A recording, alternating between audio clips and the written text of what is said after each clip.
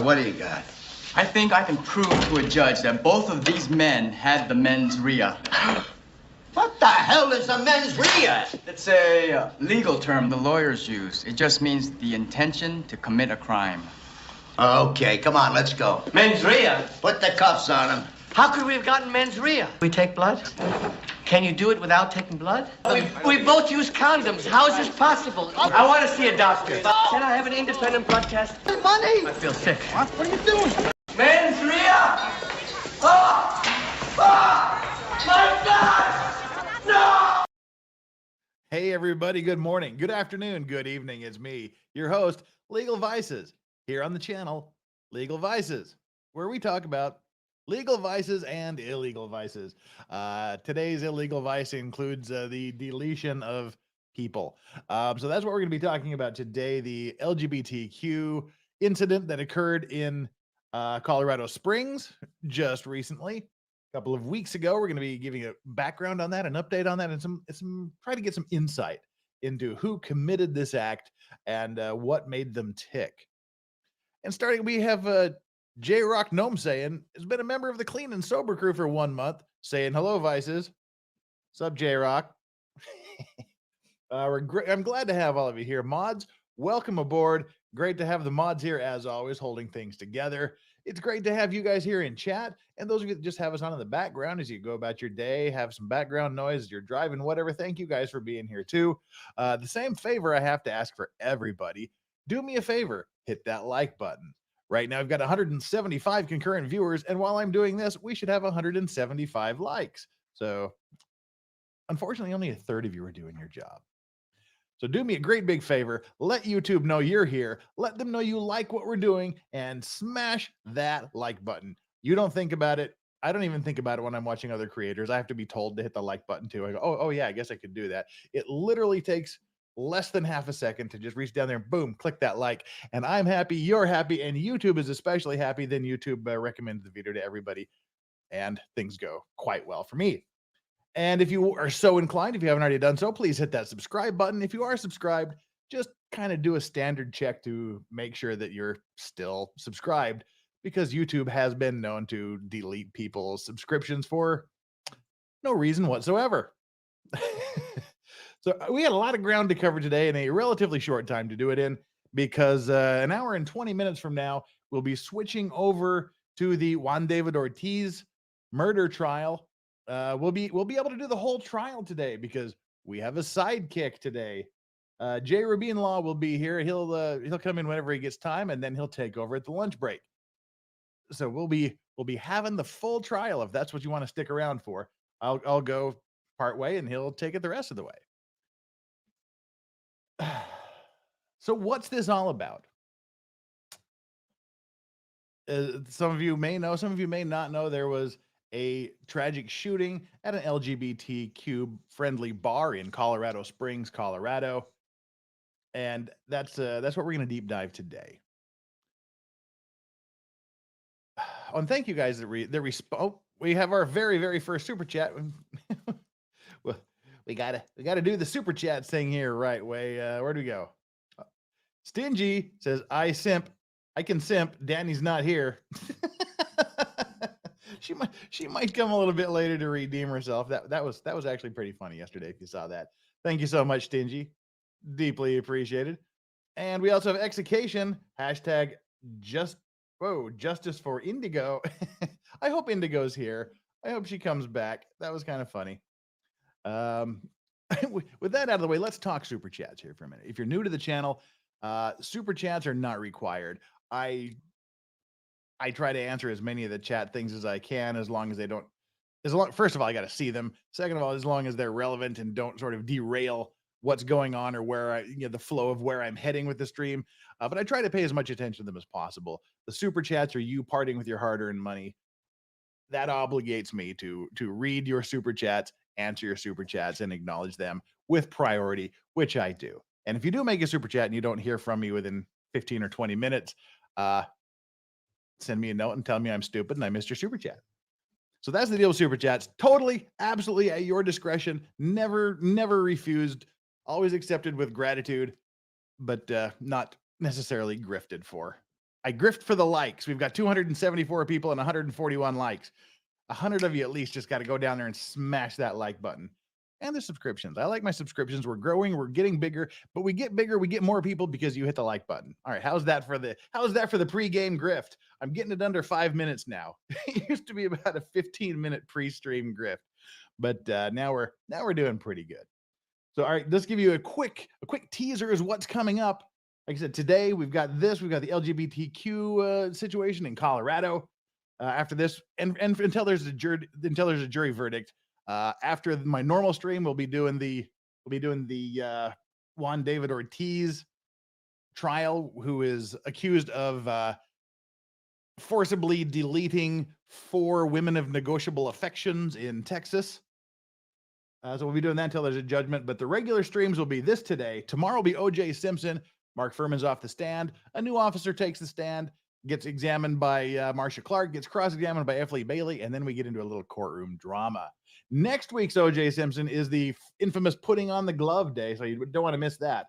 And Friday is the epic, the legendary, the one and only Legal Vices F It Friday stream, where we just say F it. We read the weirdest, stupidest news stories you can possibly find, law-related, law-adjacent, not even related whatsoever to law. I think we might be leading Friday's program with a new cereal company started by Snoop Dogg. So that tells you just how weird we get. It's F It Friday. That's where I put everything I see over the month that just doesn't fit into the normal sphere of what we do. Rants, news articles, and we have a great lineup of guests. So far confirmed, we have Ozzy Overlord, who's doing his 24-hour stream at the same time, so I'll snipe him a bit. He can snipe me a little bit. We'll say hi to each other. Steph, the Alter Nerd, will be present. Joe Neerman, Good Logic. Farron from Fair and Balanced. Meme Copium. Andy Signor from Popcorn Planet will be here. Radix Verum, Christina, she'll be popping in. It's the T-Man. The proprietor of Dragon's Treasure Tea is going to stop in and say hi. Megan Fox, writer, is going to be in. Flux said she's going to be here. Danny will definitely be here. And among those that have said they're going to try, Farron's sister Hannah, Drex. Nick said to send him the link and he'll see if what's going on at that point in his life. Slim chance, but there's a chance Nick might pop in, and there's a few more out there that I haven't heard from yet. So that's all coming up on Friday. You won't want to miss it. We grift for $100 shots. $100 gets a premium scotch, and because you guys were all so generous last month, normally, like I said, it's a premium scotch. I mean premium scotch for the $100 shots. But then the lesser shots that aggregate a total of $100, I've always used a lower shelf. But now I've got a very, very high shelf scotch for the $100 chats and a slightly lower top shelf scotch. The $100 shots are going to be this exquisite Glengoyne 21-year-old scotch, which is just fantastic, and it's going to crush me to do that. And the very slightly lesser bottle is this gorgeous 15-year Dalmore. These are what we'll be getting into tomorrow. Let's see if you can get me through both bottles. That's the goal. 50 $100 super chats, or the total of 50 $100 super chats. That's my goal, so we don't have to grift at all for the next month. But for those of you that heard, I told you that I was going to be doing a Loch Lomond Scotch that was celebrating, I think it was the 150th anniversary of their golf tournament there at St. Andrews. One of only 4,000 bottles on planet Earth. But I was looking at the bottle, and it's almost 60% alcohol. So it would be a very, very short F It Friday if I were to do shots of that. So instead of getting one mega bottle, I got two slightly lesser bottles. I mean, those are both exquisite bottles, and it's going to kill me. It's going to really, really break my heart to just slam those bottles.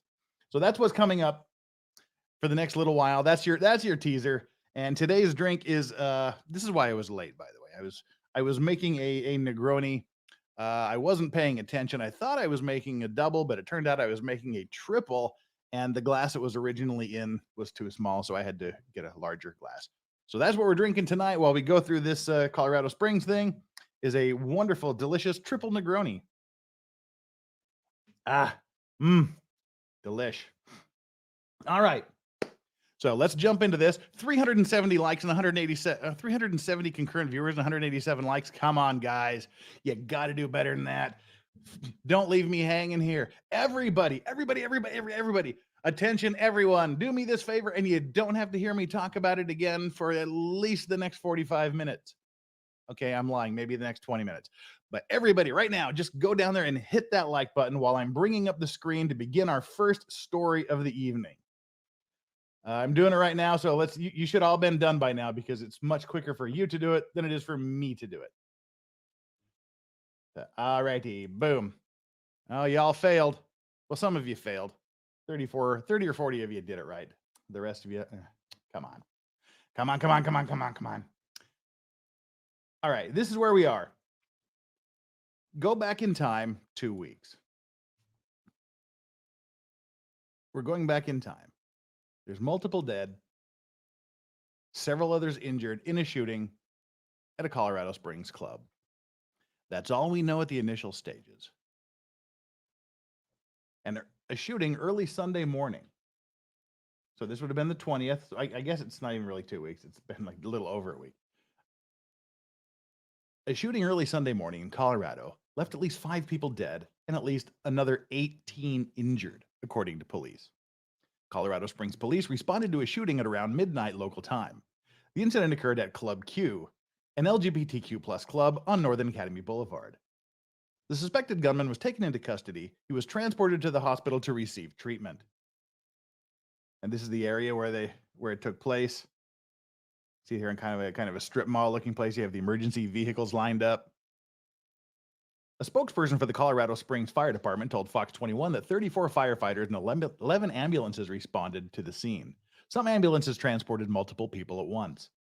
In a statement posted to their Facebook page, Club Q said they were devastated by the senseless attack on our community, that their thoughts and prayers are with the victims, their families, and friends. We thank the quick reactions of heroic customers that subdued the gunman and ended this hate attack, the club added.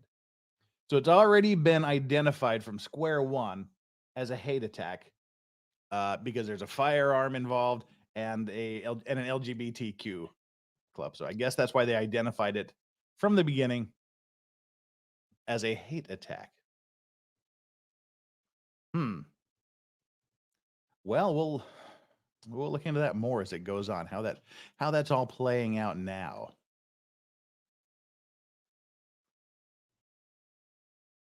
And it was on the news for pretty much nonstop for quite a while as people got into it, and more information became available.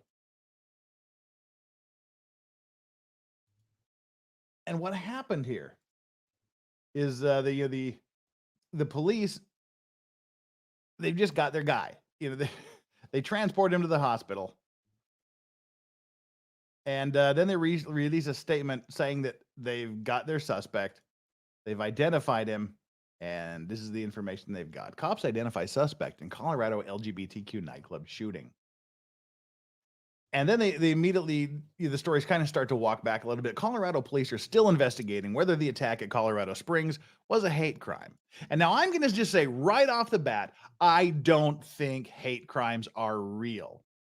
I don't believe in hate crimes. I think they're unnecessary. I think that I mean, all crimes are hate crimes. You don't delete someone because you like them. You don't beat the hell out of someone because you think they're really swell. All crimes, especially violent crimes, involve hate. I mean, I hate you, but if I hate you because you're black or gay or whatever, does that mean I hate you more than if I beat up a white guy? That means I hate you. I just don't believe in hate crimes. I think it's stupid. I think it's constitutionally incredibly sketchy. And I don't think there should be enhanced punishments just because the person you happen to hate looks different than you or behaves different than you. All crimes are hate crimes. That's just where I stand on this. So I have my bias. This is my bias going into this story from square one. If focusing on hate crimes concept is just yet another way to virtue signal legal vices, arguably all violent crimes not committed out of hate is probably worse. Well, I mean, you know what I mean when I say it. I mean, someone you can go, okay, someone who's not a complete sociopath, who's just not dead inside and has no emotions. Anyone that commits a violent crime with emotion, it's coming from a place of hate. That's why, so I just do not believe that hate crimes are a thing. I don't believe they should be a thing, and I think it's wrong. So with that bias in mind, now that you know where I come out on that, let's go back to this article. Police have identified the suspect in Saturday night's mass shooting at an LGBTQ nightclub in Colorado, but are still investigating whether the attack was a hate crime. Police say Anderson Lee Aldrich, 22, used a long rifle. Okay, and here's another thing. I hate the term long rifle. I hate the term long rifle more than I hate the term AR-15 or assault weapon. This long rifle thing started coming up in our vernacular right about the Alec Baldwin shooting time, when they were talking about he had a long gun, yeah, and then he had the long pistol, this long rifle. Rifles are long. This isn't the 1800s. We don't have to call them long rifles anymore. They're just rifles. Rifles by definition are long. Anyway, that's just another annoyance I have with things.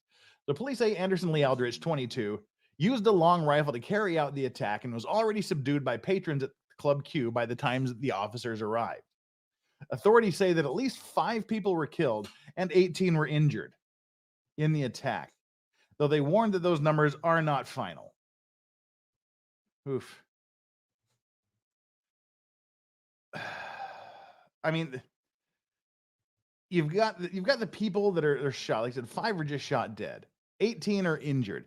And that's what always sucks, is when you have to wait to see if there's more victims.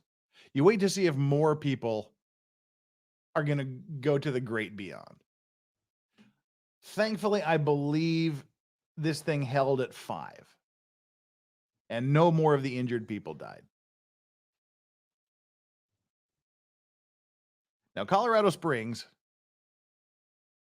Police Chief Adrian Vasquez delivered an update to reporters alongside City Mayor John Suthers and other officials Sunday morning. Aldrich is in custody and is receiving treatment of injuries at a local hospital. Police say they received the first call regarding the attack at 11:56 p.m. on Saturday, and the first officer was dispatched to the scene at 11:57. So that's some good response time. They're on the road 1 minute after getting the call.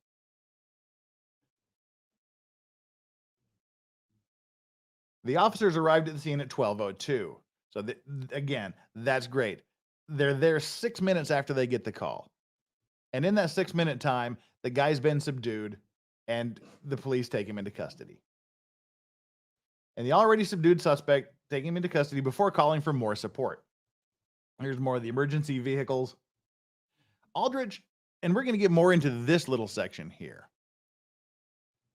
Aldrich had a previous run-in with police in 2021 when police arrested him for allegedly making a bomb threat against 2 homes in Colorado Springs, according to KRDO. It was reported to police at the time that Aldrich, then 21, had created a homemade explosive device and had weapons and ammunition. Police arrived to the scene and Aldrich refused to surrender but was later taken into custody. We're going to get into that, I said, a little bit deeper in just a bit. Aldrich faced 2 counts of felony menacing and 3 counts of first-degree kidnapping for the incident. Officials say the number of victims at the club is fluctuating as some of the injured traveled to area hospitals using private means. Vasquez says that at least 2 heroic people took action to stop the shooter from causing more damage. And that's the next story we're going to get into, the people that stopped this guy. The investigation is in its early stages, and the Federal Bureau of Investigation is on the scene to assist.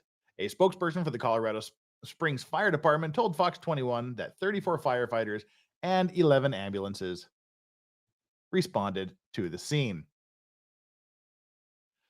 So we've got ourselves in this situation where some guy walks into an LGBTQ plus club in Colorado Springs, opens fire,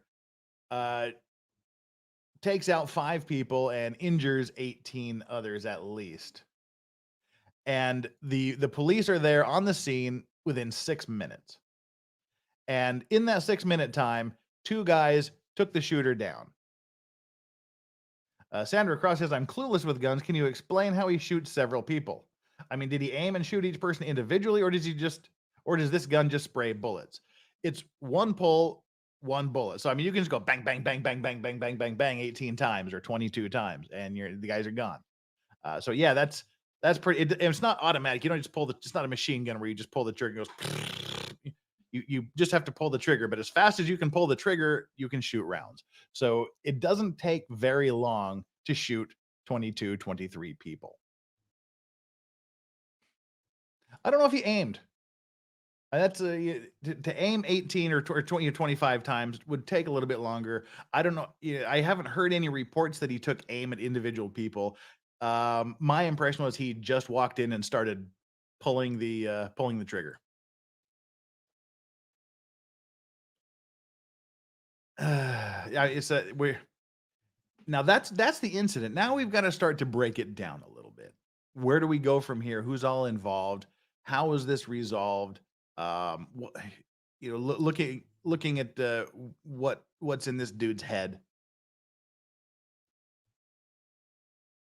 It's never a good thing. And like I said, we're gonna deep dive into this guy, his family, and his history. We're not doing it to glorify the piece of filth. We're just doing it to look and see what makes people tick. That's what fascinates me about crime, real crime like this, and the crime documentaries, is what makes people tick, what makes them broken. When I was a clerk during my second year of law school, it was either the first or second case that I was a clerk for this attorney. It was a kid that was exactly my same age. I was in my second year of law school, and he was being prosecuted in federal court for robbing 11 banks. And he ended up getting 94 years in jail. And I mean, that really made me think. We're the same age. We grew up, we both had two-parent families. We both watched the same cartoons. We both studied the stuff in the same school. We both, had the same basic life experiences. But where did our paths do this, to where one is sitting in a second year of law school and one is going to be in jail for the next 94 years on federal bank robbery charges? So when we start getting into this, please understand, I'm not doing it to glorify this ass munch, just to get into his head a little bit. How old were you? That sounds like an impressive number for someone in the early to mid 20s. How old was I in my second case? Would be 21, 22, like 25, I guess. 20, 24, 25, somewhere around there. I can't remember how old I was in 94, 95, whichever one it was. Yeah, I guess about 25. But the guy's mother worked for a bank, so he had inside info. That's where we are with that. So let's look at these heroes. Let's look at the heroes of the story.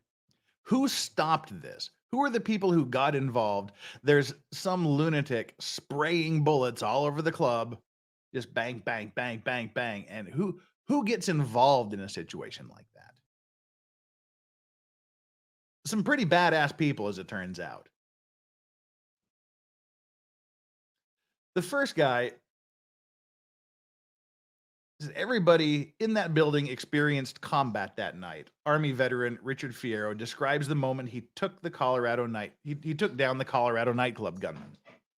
This guy here, former Army Major Richard Fierro, never thought he would need to use the combat skills he learned in the military while on a night out with his family.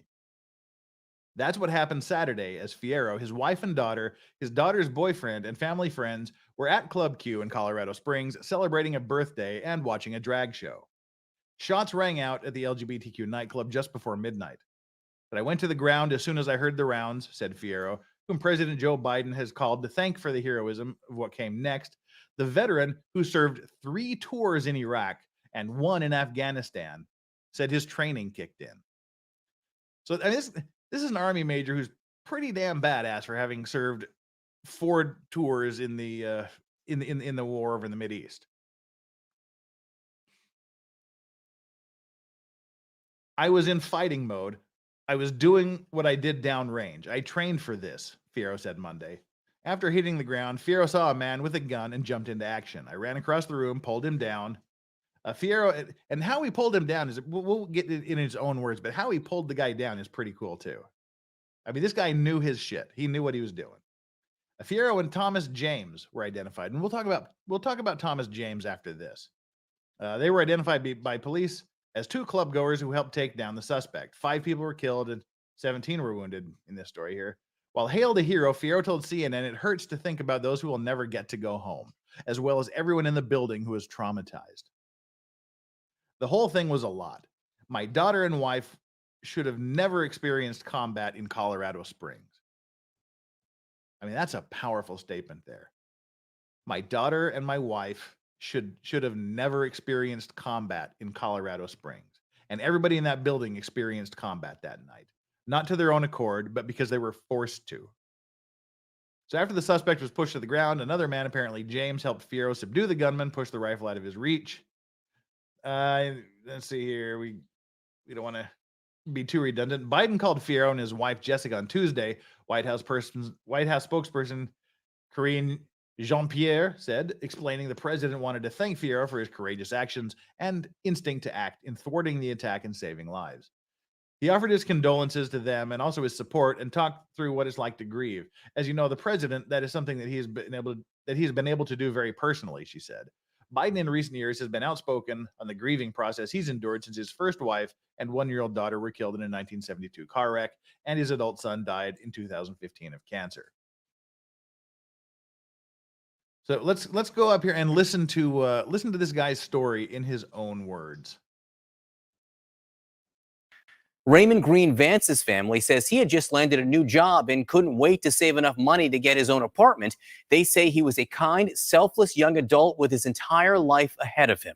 He was at Club Q with his longtime girlfriend and her parents, including her father, Richard Fierro, who did help stop the gunman, but not before Raymond was fatally wounded. Now, Richard and I spoke just before airtime, and I do want to warn you, it is a raw, emotional discussion, and what he describes is as graphic as you might imagine. Major Fierro, so take us back to when the gunman first entered the club. What happened? Because you're quoted in the New York Times as saying you went into combat mode. What instincts kicked in from your tours in Iraq and Afghanistan? Listen, first of all, I just want to say this is in no way about me. My daughter is grieving the loss of her boyfriend. He was in our lives for 6 years. Raymond was a great young man. He was in his way to do some amazing things. And for me right now, it's about healing. I have 2 friends still in the hospital that were shot. My best friends here in the Springs. My whole Colorado Springs family was there. And so what I think I was doing was protecting my family, which is what I do. And sometimes to a fault. And I do things because I'm fight or flight. I think I tend to go fight a lot more. And I don't know if it's good or not. It doesn't matter. Either way, I went to the ground because as soon as I heard the rounds, I dove down. I pushed over my friend as best I could, and we both hit the ground, me and Chip.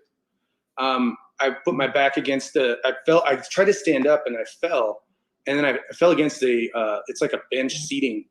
And I at that point, I saw the shooter. I had no idea what was going on, but apparently I saw him going to the patio area because I saw a lot of people in the window, or it may not even been a window left, but I saw a lot of people and this guy was there and I saw the ACU pattern flak vest. And for me, that was like, there's a handle, I'm getting it. So I ran across the room. See, that's what I like. This is a well-trained, well-observed. This guy is observant. This guy's sharp. He knows his shit and he knows what to do. Like he sees the pattern on the flak jacket the guy's wearing and goes, aha, I know that flak jacket has a handle on it. So he's going for the handle on the flak jacket.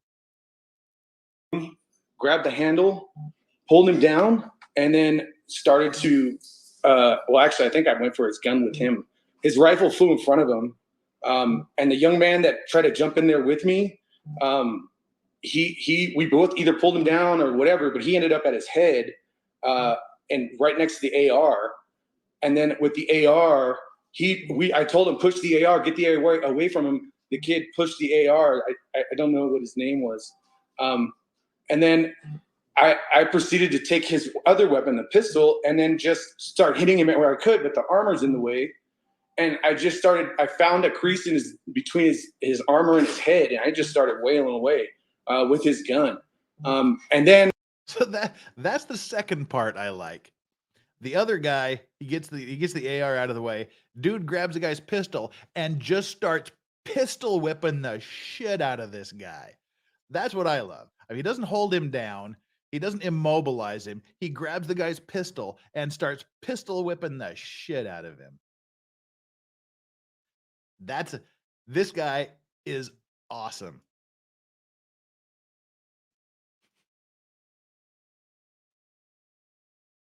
I told the kid in front of me, kick him, keep kicking him. And I was guiding people. I was telling people, call 911, call 911. I brought him down. I was in mode. I was doing what I do downrange, you know? And I think this is something to point out. I think that the perpetrator is probably damn lucky this guy didn't kill him. Because I would assume once you get into that into that war-driven, that war-trained fight mode, and you start pistol whipping the shit out of somebody, it would probably be very easy for him to kill that guy. So I'm thinking the perpetrator is probably pretty damn lucky. No, I trained for this. I don't want to ever do this. I didn't even retire because I was done doing this stuff. It was too much. And I'm it came in handy, and I got to protect my kid. I lost my kid's boyfriend. I tried to have everybody in there. I still feel bad that there's 5 people. There's 5 people that didn't come home. And this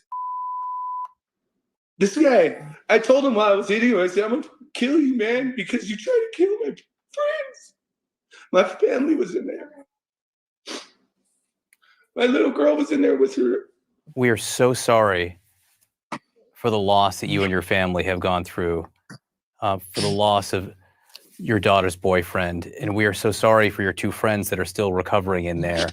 And I can't imagine going through what you and your family did, even with your training. Your training was for war zones. You trained to do that in combat, not out for a night on the town.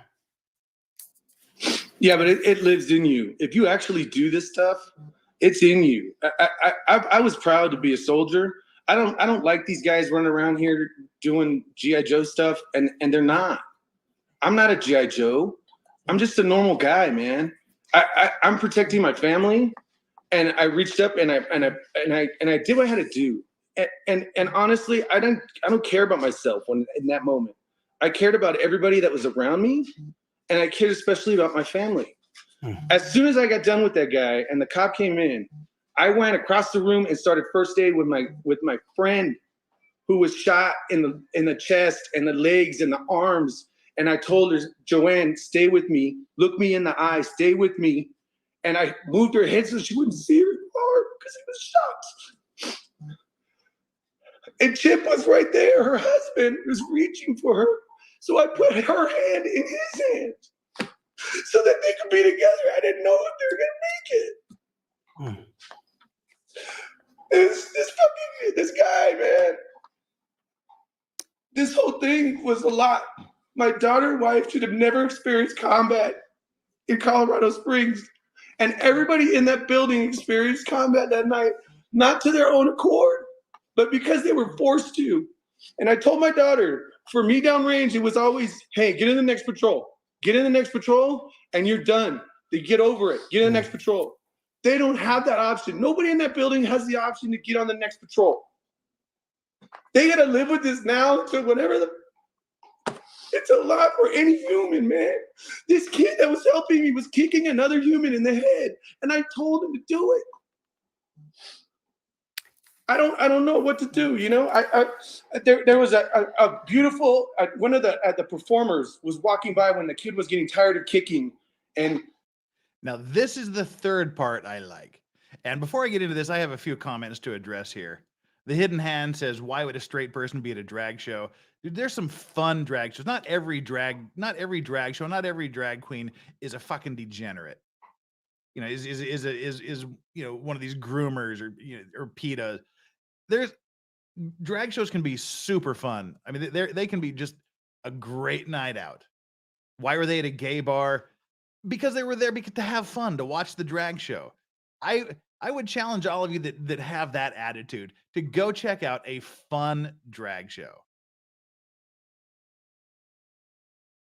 Be friends with everybody. You know, it's sad when you start limiting yourself to, oh, this person has a different point of view. This person wears different clothes. Yeah, there's degenerates in all respects of life. You know, why would an Army Ranger take a family to a gay bar? All these comments that are coming in, I think it's gross that his family were at a gay queer club. I kind of feel bad for you guys. I don't know how many of you are just saying that for shtick or how many of you actually feel that way. But, you know, and especially, you know, Adam, I don't even care if this is meant for humor or shock value or what, but I mean, this is just a fucking stupid thing to say. God's punishment for being at a pedo. Show me one bit of evidence that there was anything. This is a serious topic. Seriously, you know, it's kind of sad.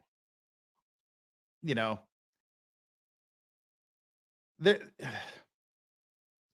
they're humans as well. They're enjoying, and here you see one of the performers isn't taking the shit either. This is the other part I like. She helped and kicked him with the high heels that she had on, and then ran because she drag queen is stomping the dude's head with her heels. That's based. You can't. You know, she doesn't give a shit who he is, what he is, or why he is. Somebody's in there shooting. She's getting in on it. She's stomping on dude's head too. I don't know what to do. You know, there was a beautiful one of the performers was walking by when the kid was getting tired of kicking, and she helped and kicked him with the high heels that she had on, and then ran because she's probably scared. I don't know what's going on in there. I was trying to get people to call the police, and that was it. I told the mayor, I'm not a hero. I'm just a guy that wanted to protect his kids and his wife. And I still didn't get to protect her boyfriend.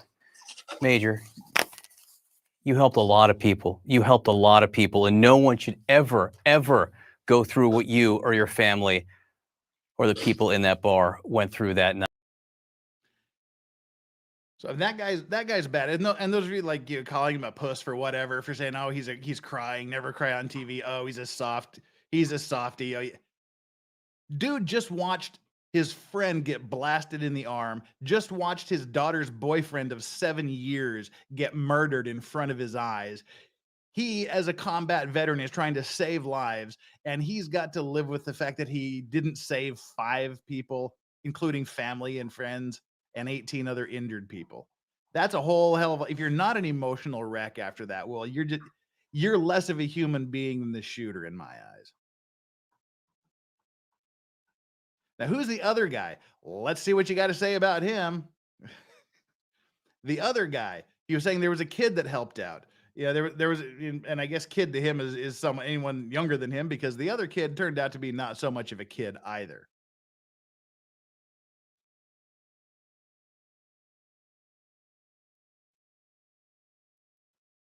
The other guy was also a military officer.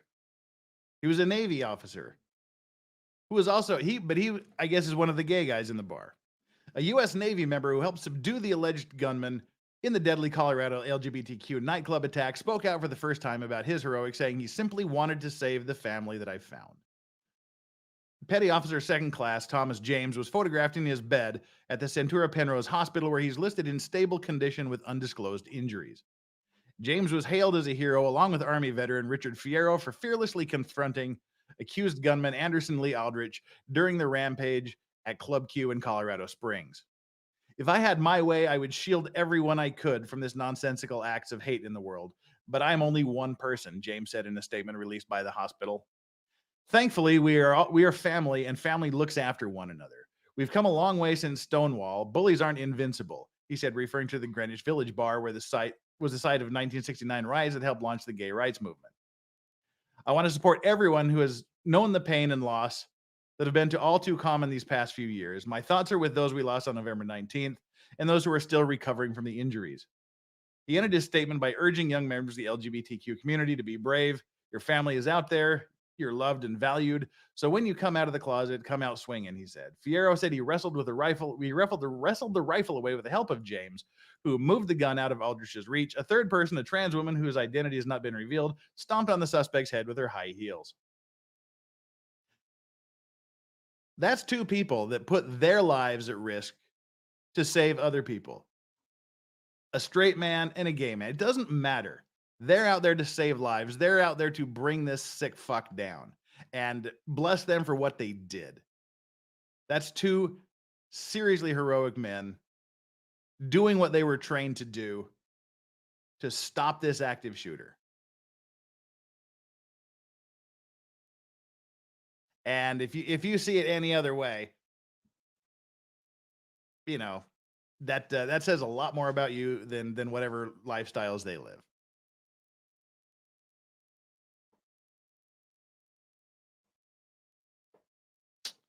With that, with that little outburst out of the way, now we can look at Dude. Let's look a little more at Dude here. Oh, Kim C. Shame on all of you trying to condemn this hero because you wrongly assume he is gay. One wasn't. But yeah, you can condemn a guy that stopped someone from shooting up a bar for crying, for taking his family out for a night. Yeah, just come on.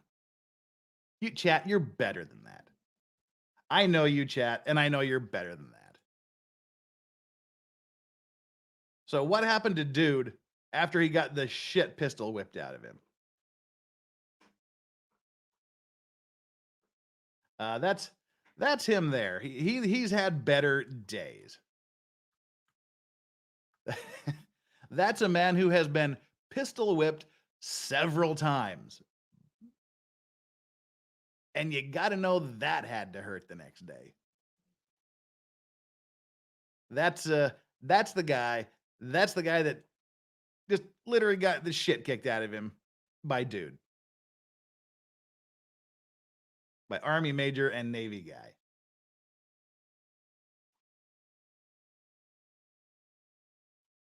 He didn't look so much better when he got his first day in court, which we're going to get to his first day in court here in a little bit.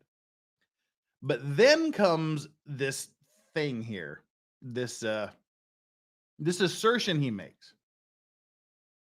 He filed a let's get to his motion here. Where is his motion? Here's his motion. This is a demand for a preliminary hearing. What does he do in this demand for a preliminary hearing? Well, he wants a preliminary hearing. MX Mix, I guess, Anderson Aldrich, by and through counsel, makes this motion to the court demanding their right to a preliminary hearing. So here we go. Here we have, they're using them, they, them, their pronouns here and going by Mix.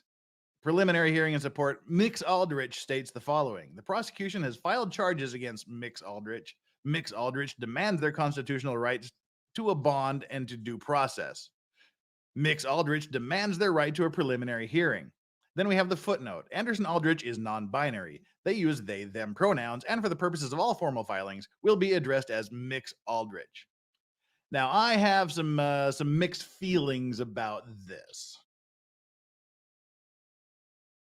According to some of the stories I read, nobody that knew this guy had ever been told by him or had any inkling that he ever identified as non-binary. So, you know what? I'm not buying the whole non-binary story.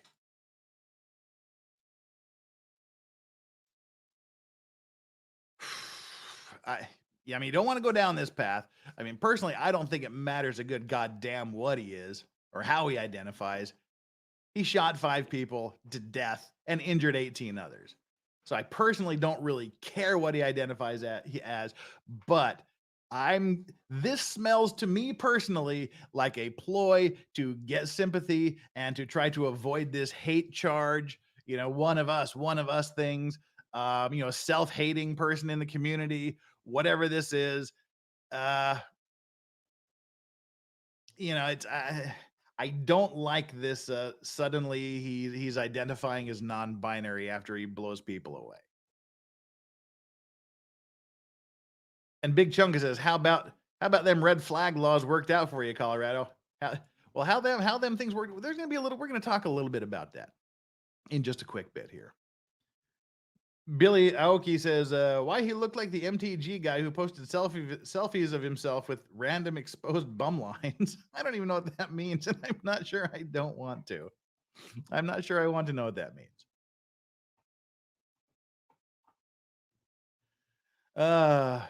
We've got a lot to cover here in the next 40 minutes. So we're gonna keep on keeping on here. And thank you so much for that super chat, by the way, Billy Aoki. And we're kind of about the halfway mark, so I'm gonna hit the grift for likes again. 777 concurrent viewers and 413 likes. We're over the halfway mark, but we could be much closer to 777. So let's all do me a big favor.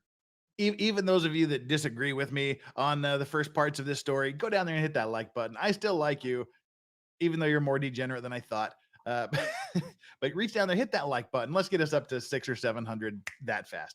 While I bring up this next story, let's see, do we get to 600 first, or do I bring up the next story first? The race is on. Okay, and apparently I won. All right, so the document comes out where suddenly he's declaring himself non-binary. Then he has to make his first appearance in court. The suspect in the deadly mass shooting at an LGBTQ club in Colorado Springs, Colorado, made a virtual court appearance on Wednesday. 22, I'm done saying the idiot's name, is facing multiple murder and hate crime charges stemming from Saturday's shooting that killed 5 people and wounded more than a dozen others at Club Q, which has been described as a sanctuary for LGBTQ people in the community. In a video feed from El Paso County Jail, Aldrich appeared in an orange jumpsuit, slumped over in a wheelchair with visible facial bruises. Aldrich, who was not formally charged Wednesday, was ordered held without bond. So his bond hearing didn't go well for him, as you could expect. According to police, Aldrich used an AR-15 style semi-automatic weapon in the attack. A handgun and additional ammunition magazines were also recovered at the scene. We've pretty much got the rest of the details here. We go down here outside the courthouse. El Paso County District Attorney Michael J. Allen was asked whether the non-binary designation would impact his ability to prosecute the case.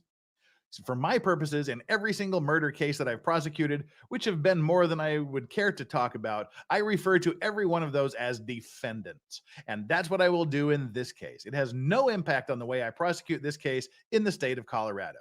So, here to the police chief, to the district attorney.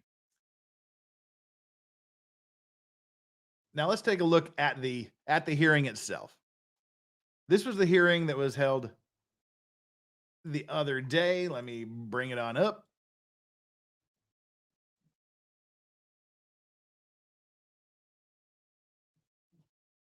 I have so many windows Questions open. about those rights. This is the very brief hearing that was held.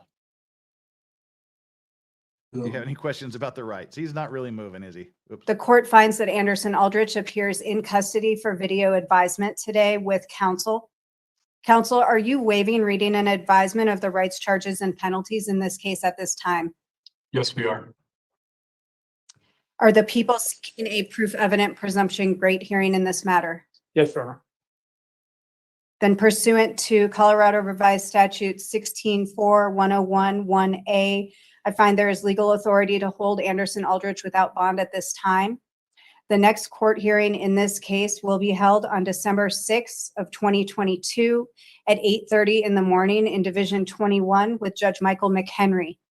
Are there any other matters that the parties would like to address today? Yes, Your Honor. We'd ask if the court could set another date, not December 6th. Mr. Bowman is going to be in a jury trial over there at that time. Let me find out if that would be possible. Gotta check the schedule and write this down here. Okay. We're checking on that. Just bear with us. Thank you, Honor. He looks ill. And Judge, while we're checking on available dates, it's customary in the 4th Judicial District to file charges within 10 days of today. If we're going further from that, are they waiving any time constraints that would be associated therewith? Did defense hear Mr. Allen? Yes, The defense heard. I don't know. we if can't the accept the defendant 6th heard. because Mr. Bowman's trial calendar. We can do it earlier next week if Mr. Allen would like that, or we could waive the 10 days. I don't believe that Judge McHenry is available earlier, which was the reason that it was set for the 6th, but we are reaching out to his staff right now to find out. So we'll let you know in just a moment. Okay. So Division 21 is indicating that currently that is the only date that is available. I would encourage council to follow up with Division 21 after the holiday, early next week, to see if something else could be arranged. That's the only information I have at this time. Judge McHenry is not in currently, and so we can't get additional information from him. Mr. Bowman. Y'all want to say nothing something, further, defense? Okay. I understand the position that offense is in, and it is clear in the record that you're not accepting that date. We will schedule the case for that date and time, but Division 21 and the people are on notice that that date may be changed, and that is the defense's request. Are there any other matters that either side would like me to address right now? Nothing from us, Judge. Anything from the defense? Yes, Your Honor, we would ask that the court allow the defense to have a copy of the arrest warrant unsealed so that we may review it and advise our client in advance of the next court date. Mr. Allen. We have no objection to the court unsealing for purposes of Well, I defense. think So the just client needs to as it regain relates to consciousness before the next representation. hearing. I did review defense's motion in that regard prior to this hearing today. I will release the affidavit to defense counsel and their investigator with a protective order in place that it not be released any further. And will the people make sure that defense counsel gets a copy of that? We can arrange that. Thank you. Anything else for the purposes of today's hearing? Not from defense. Nope. Not from us, Judge. Thank you. We will be in recess. So that was his initial appearance in court. We've got a few super chats and things to burn through here. Kim C says, can this be considered terrorism? I have no idea what Colorado laws on terroristic acts are. I mean, again, does it really matter if he's going down for 5 murders and 18 injuries? But I really don't know the answer to that question. Thunder Rain is, thank you so much for your super chat, by the way, Thunder Rain there. As one of your audience members, thank you. Well, you're welcome. And Kel Contos, did you talk about his dad yet? Oh no, Dad's coming up here in just a minute. Dad's a true fucking piece of work. Yeah, we'll get to Dad here in just a minute. Lancelot 652, dude's lucky that the high heel didn't hit anything vital like his eyes or such. What a shame. Yeah, what a shame that would have been, huh? And Alan D, Legal Vices, I just had some great news. I've been waiting for now 2 bloody years. I'm so happy I could cry. Well, pray, do tell, what is this good news of which you speak, Alan? Give us some good news here. I hope I don't miss it. Well, I'm pulling up the next chat here, so now's your next chance to smash that like button, you degenerates.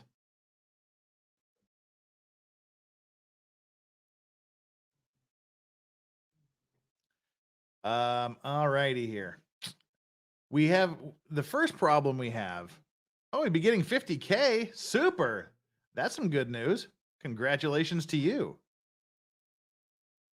Well, damn. Good for you. Now we start to kind of get look briefly at him, the shooter. He started life in a bad way. You know, sadness, yeah, sob story. Everybody's got him. But he started with his mother and his father. I guess they got divorced shortly after he was born and whatnot. And he was in the custody of his grandparents for a long time. And at some point, he changed his name just before he turned 15, because apparently he wanted to hide from his father, who apparently was abusive. And he went so far as to have his mother told the dude's father, her ex-husband, that he had committed suicide. So she told dude's dad that he'd committed suicide so that he would stop looking for him and leave him alone.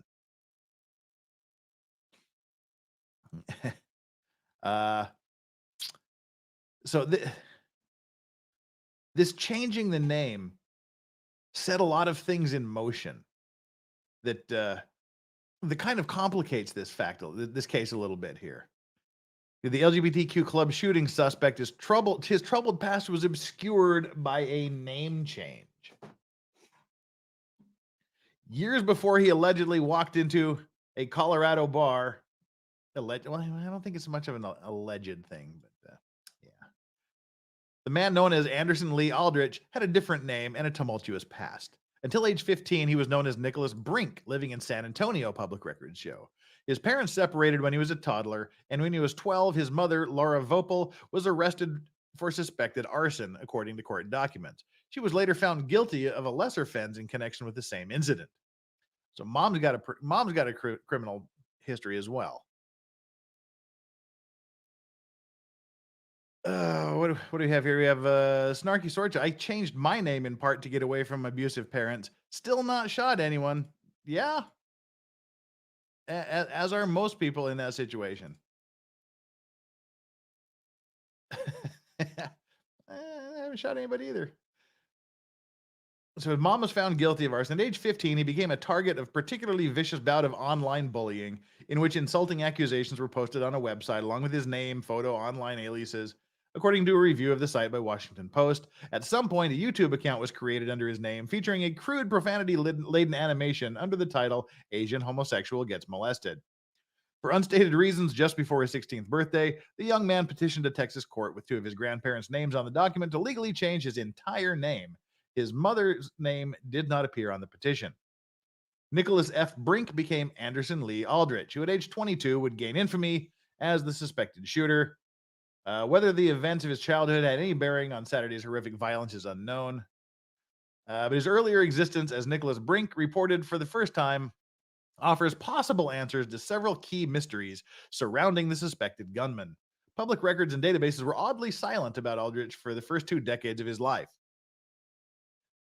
So this is kind of where you're running into these things, like the red flag laws, because a lot of his past was his pre-16 year past is hidden and muddled up with different names.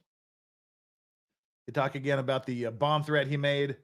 Despite his run into the law some 17 months later, Aldrich was in possession of at least one weapon, a long gun, which he allegedly used in targeting customers and employees inside a nightclub, long seen as a safe haven for gays and lesbians.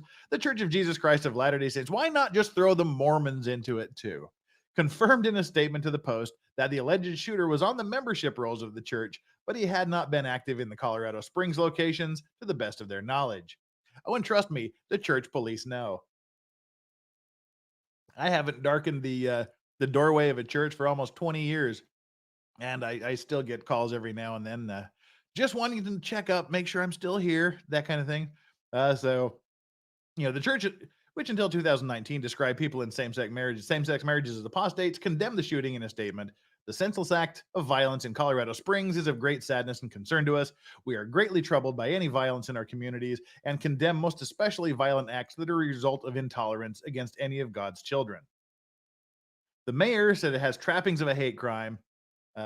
trappings. They went from hate crime to trappings of a hate crime. He was still in the hospital at this point in time after being whacked around a bit. But that's kind of his personal part of his background. He had a shitty childhood, and he clearly has shitty parents. And Alan, $20. I want to say to all the peeps for your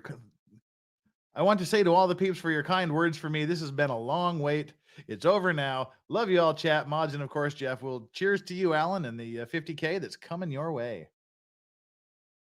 I hope that's tax free. Well, congratulations to you. I'm actually happy for you there. Kyle Cowden, our apparent similarity was reinforced by Larry and Farron yesterday. I don't see it. Now you're much more handsome than I am. You look rugged. I'm just a soft body. Yeah, we all have shitty childhoods. Again, not whoa. Hang on here.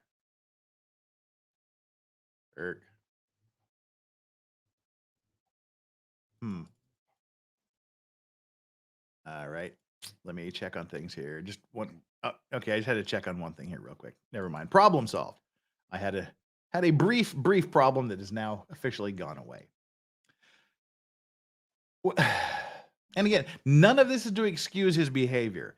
It's what's Jeff drinking? Jeff is drinking a triple Negroni. Made with locally produced Korean gin, Buja gin. Fantastic. Well, shoot. As I said, we're just looking at this to dive into his personal life, just to look at a little bit closer at what makes him tick. And again, as people are saying, I've changed my name. I've had abusive parents. I've had a shitty childhood. I haven't killed anybody. It's the same here. Some people, they crack. And clearly, this guy cracked. I don't know if it's one thing that made him crack or if it's a compilation of everything that made him crack. But dude has certainly had, or dude-s, what, captain pronoun, whatever we want to call him, has certainly had a weirder life than I would say the vast majority of us.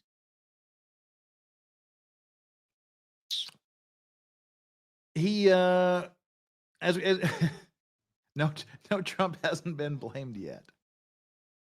Isn't a Negroni made with grapefruit? No.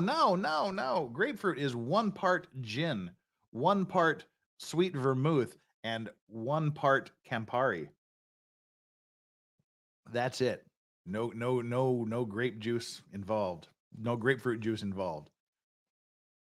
Just straight up spirits. So as was mentioned in a couple of the articles a year ago, he kind of got in trouble for making bomb threats and threatening his mother. Well, there's quite a bit of video dealing with that. So we can just bring that straight up. This is him. We don't need the first one. You probably can't hear it.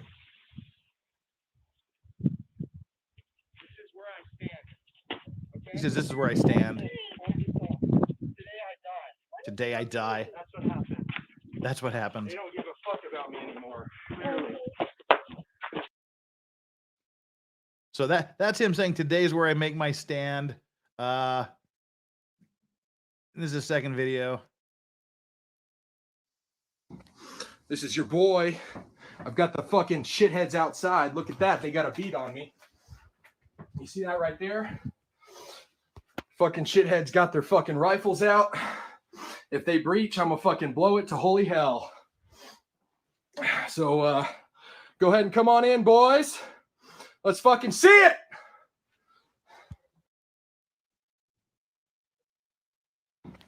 This is your boy.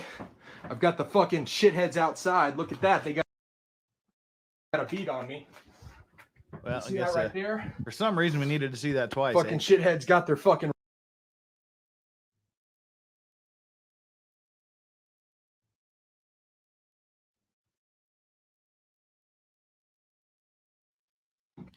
This is your boy. Oh, come on, how many times do you have I've to? got the fucking shitheads outside. Look at that. They got a beat. So this is him getting arrested at that point in time. He wasn't so badass when the SWAT team pulled up, I guess.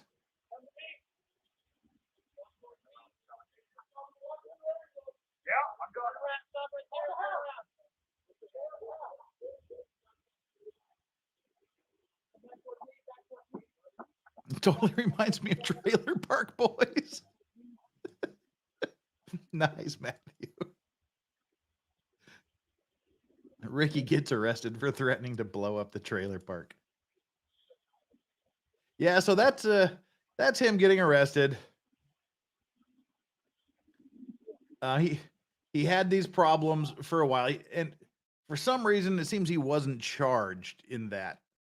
I would assume it's because his mother, who made the initial complaint, refused it. I have no idea why. I'm just speculating that she refused to testify against her son, and there goes the main witness. No actual explosives were found at the house, so I don't know. But the guy clearly has problems. It's there's clear problems. What kind of we know his mother had been charged with arson and convicted of a lesser included crime. Well, dad is a special kind of freak. Dad's a special kind of freak, and unfortunately, I don't know how much we're going to get through. We've got 20 more minutes. All right, while I'm bringing up Dad here, we've got 589 likes, 591 now, so that's great, and 800, almost 900 concurrent viewers. So let's get us up to 700 likes. We can do 110 likes here in just a second. Go ahead. Let's be up to 700 before I finish this next weird part of the story. Dad, who is Dad? They separated when he was a toddler. Dad, it turns out, is a porn star. Dad has been in an absolute ton of porn movies. Under the name, his name is Aaron Brinks, but under the name of Dick Delaware was his porn name. Dick Delaware had a prolific porn career. He said, "Your boy, not your non-binary." Well, we'll get to that. Don't wait. Just wait. wait for Dad execution. And it's interesting because, as we'll get into here in just a minute, Dad expresses some very anti-gay sentiments. But yet, some of the porn he was involved in, and I was just trying to look through some of these porn titles that he was involved in. If you go to IMDb and look up Aaron Brinks, Jerk and Squirt. That doesn't sound like a heterosexual porn title for me.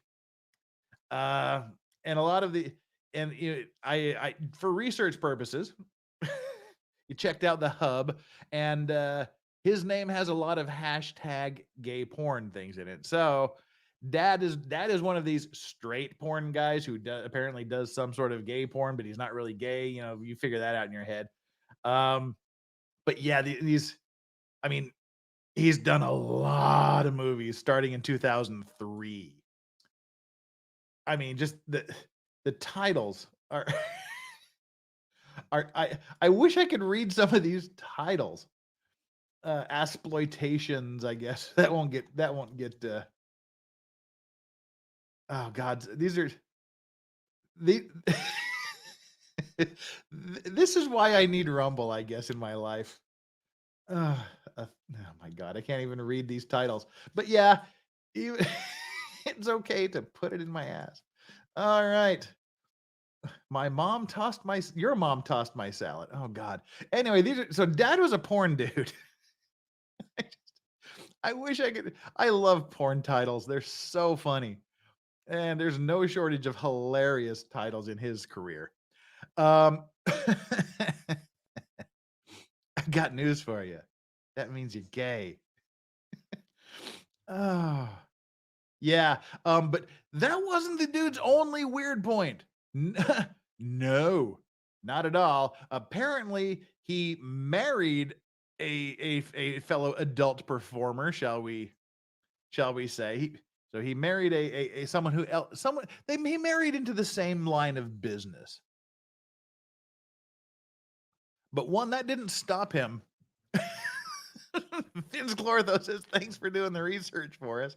You're welcome. I don't even want to see what my internet ad feeds are going to look like for the next little while. Oh God. But so, okay, let's say your dad is a porn star. That's weird enough, right? Okay, then you have porn stepmom suddenly. But then your dad also makes another appearance on the screen, shall we say.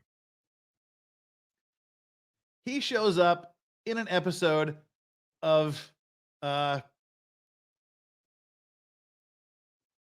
the hell? Intervention. Remember that show in the US? We had a show called Intervention. Intervention just deals with people with drug problems. So dad has a meth. He's addicted to meth also. Your dad is a porn star, married to a porn stepmom, and he's addicted to meth. And he shows up and spills all the beans on the show Intervention. But he also shares little tidbits like this lovely piece of information, and you'll have to listen carefully.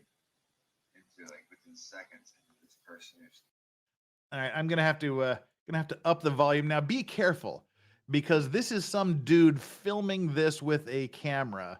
Obviously, he's filming his TV screen. You can barely hear the video, but when the guy starts laughing, it gets really loud. So incoming horrific volume warning. Okay? Volume warning incoming. Turn from a totally normal person into within seconds, this person is craving, ravenous to look at porn. Just sit there and stare at porn for hours on end. Oh, yo, here it is. Yeah. Fuck. Okay. So your dad, your porn star dad, married to porn star stepmom, meth addict, and he apparently shoots up meth and jerks off for 10 to 12 hours a day and goes on TV to talk about it. Yeah. But wait, there's more. So what happens if your porn star dad married to porn star stepmom who has a meth addiction, who jerks off 10 to 12 hours a day, doesn't get along with your porn stepmom? Well, clearly the idea is you get divorced. Do you get divorced normally? Of course you don't get normally. His porn name was Dick Delaware, Mac Turner. But no, you don't get divorced normally.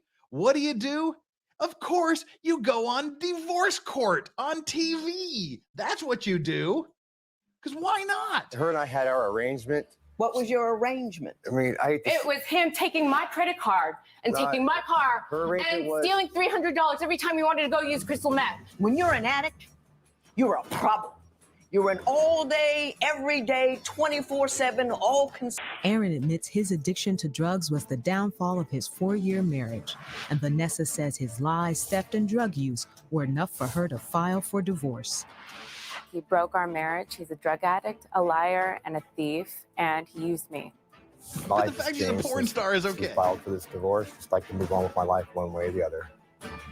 Can this marriage be salvaged, or has the damage been done? Find out today on Divorce Court. Yeah, so, but wait, there's more. We ain't over yet with this shit show of a guy. And JRB in Law, who will be my co-host for the Juan David Ortiz trial coming up here in about 10 minutes, checking in. Thank you so much for the super chat. I get up for this stupid Ortiz case, see her already on, and now I'm contemplating my life choices. Yeah, we're just doing this stream until we get the other stream. We'll end this here in about 25 after, 26 after, and then we'll all dump ourselves over into my other stream where I will have J. Rabin Law as my co-host to bring us the entire Ortiz case today. I'll bow out at lunchtime as usual, and he'll pick us up on his channel thereafter. We'll get to know him more here in just a bit. Eva Torres, thank you for the background, Jeff. I hate seeing these trials without context. Well, this is one we can get in on ground floor. But again, we're running out of time here, and there is still so much more shit. We're gonna have to do another update on this to finish out the story. But we're not done with Dad yet. So your father is a porn star who marries porn mom, so now you have a porn stepmom. He's a meth addict who goes on the TV show Intervention and talks about jerking off to porn for 10 to 12 hours a day, which apparently can put a strain on your marriage. So he and stepmom decide to get a divorce, and they do it on divorce court where they talk more about his meth habit. So what do you do after that? What's your encore? Where do you go from there, big guy? What's next in your life? Oh, trust me, it takes another step in the direction of really fucking weird. This is what you do after you've done all of this, especially on divorce court and Intervention. Why, you start uploading videos. That's what you do. What kind of videos do you start uploading? Videos of people kicking you in the nuts. Yeah, y'all heard that right. In the middle. Oh, another one. Ah! Oh. Go ahead and fire away, buddy. All right. Yep. Stevia, we love you. Hey! Oh, go. More. Oh, in the back. God damn it, dog. Hang on. A Russian stevia nut kick. Oh God, the Russian stevia nut kick is going to go on right now. This is what stevia can do for you. Are you ready? Yep. Yeah. Here, go ahead. Ready? Thank heavens they were kicking him in the nuts long enough that I could turn my monitor on. The dog got tangled in the wires and all my monitor cables out. Oh. All right. I'm gonna shit my pants. I shit my pants. Oh, I think I shit my pants. Oh. Yeah. So, yeah, that's his dad. And then his dad, who he hasn't seen in years because he's been hiding from him. And his dad literally, as I said, his dad literally was told that he committed suicide so he wouldn't bother him anymore. Dad decides, and this is where we're going to have to end this after this quick little bit of video. This will be our cliffhanger to segue us into the next show where we talk about this. I won an AVN in 2012. Last porn film I worked on was in 2013. I mainly shot music videos, mainstays, but often porn because they shot daily. Porn was an ATM for years, not anymore. Well, there's something I didn't know about Mac Turner. So, damn. After he finds out that, how would it be to find out, one, your son is alive, and then two, he just killed a bunch of people and injured a bunch more. Some guy stuck a camera in his face and was interviewing him about it. And this is what he looks like now. His dad apparently is Thanos. I'll just play a few minutes of this and then we'll rock out of here. Was there any history of mental illness with him, or when's the last time you saw him? My son, I hadn't seen him for years. I thought he committed suicide. His mother told me that he. I'll give you a history. I was a porn star. Okay, I became a porno star in 2002, and I combined it with a mixed martial arts career. And he's an MMA fighter too. He fought in 17 MMA fights, including bare knuckle fights. Little did I did see my son. I tried to give him, a father figure, whatever. I didn't know where his whereabouts were. I don't think the meth has stopped flowing through his body. I found out recently that he did not kill himself in 2016. That he's alive and well. And he lives in Colorado. Yeah. Why did you think he had killed himself? His mother told me this. She said that he killed himself because of I'm because I'm an embarrassment to him. My son is I loved him so much. I didn't want to lose be around. I wanted to be around my son and be there for him. The meth has I have not a daughter, stopped the same flowing way in I this have a guy. son. I never see my kids. I never, but I want to be in his life. He's been accused of doing some crazy thing. I don't know what he's been accused of. I can't get answers from the attorneys really, but they're saying that somebody's. Fast forward here. Well, that's wife. She told me. She said, "Oh my God, they're trying to reach you." And I was like, I can't believe it. I was like, still kind of shocked. It's just 5 people are dead. I just hope that there's another suspect. This is not something like this. My son actually did. I don't want him to be. He's gone. His history. If he did this, they're gonna probably. I mean, they have like special circumstances for stuff like this. Yeah, those are definitely not meth scabs on his face. And involving so serious, you never know what happens. Right? So I want my son to live a healthy life and hopefully not. Shit, man. So his attorneys called you. Yes. Sir. And they said your son wants to talk with you. Why did they call you? He didn't actually. They didn't say he wants to talk to me. They said that it happened. When you believe what happened, they started telling me about the incident. There was a shooting involving multiple people. Right. And then later on to find that it's the gay bar. Yeah. Right. And I was like, oh my God, is he gay? I was scared. Oh my God, shit, is he gay?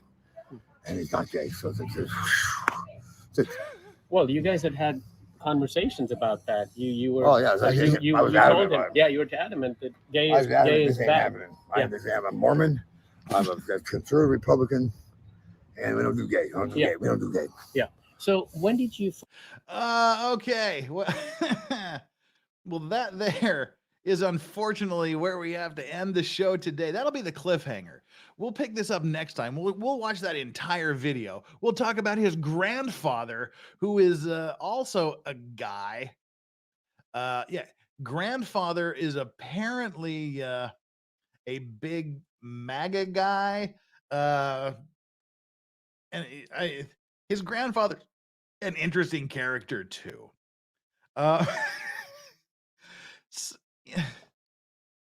There's not a normal guy in this. There's not a normal male or female in this suspect's life. What's Mormon porn like? I will admit that when doing my research to see what was on the hub, there's a whole genre of like Mormon porn I didn't know existed. It's weird.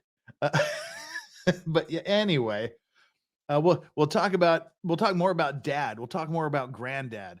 We'll talk more about him and the interesting things from inside the LGBTQ community, where they're talking specifically about this, him being non-binary, and what they think about it.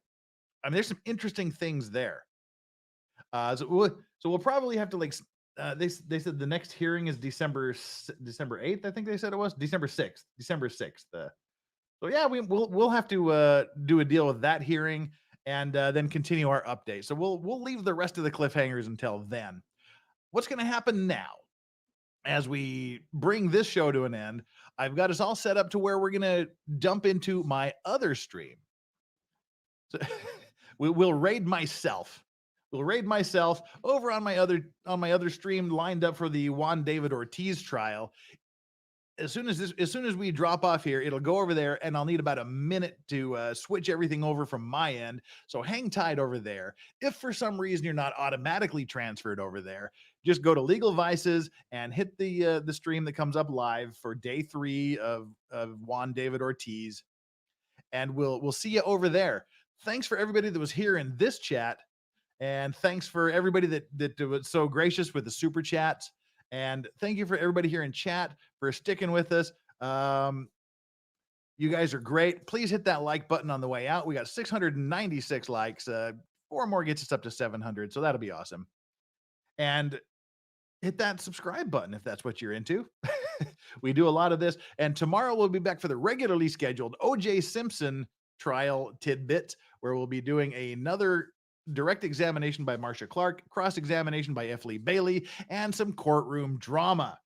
That's on for tomorrow. And then do not miss Fuck It Friday, where we just grift for super expensive shots. We have an all-star cast of characters lined up, and I get shit-faced and we talk about silly shit. That's what we do on Fuck It Friday, and look forward to that.